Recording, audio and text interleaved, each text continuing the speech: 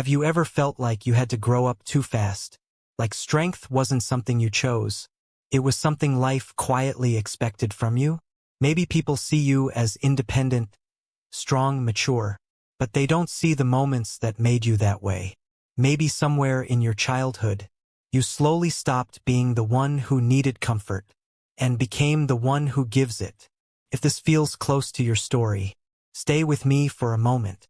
Sometimes we carry feelings without knowing where they started. The way you protect yourself, the way you hold everything inside, often begins very early in life. Not always loudly, sometimes very quietly.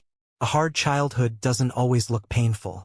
Sometimes it looks like being called mature for your age, being strong when you were actually overwhelmed, smiling so naturally, no one thinks to ask if you're okay.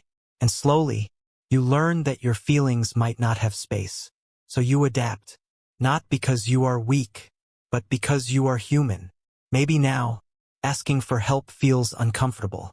Maybe you replay conversations in your mind, or feel like relaxing is unfamiliar, maybe even unsafe.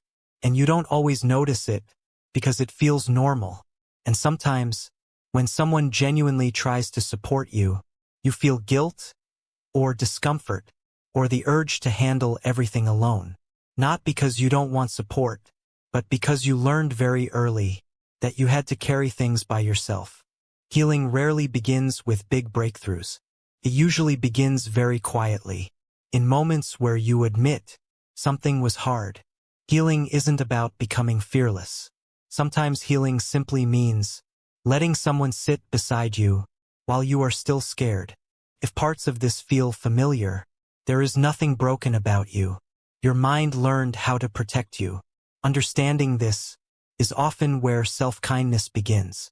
And learning how to slowly release survival patterns is the next step. Because healing doesn't mean forgetting your story. Sometimes, it means finally understanding it.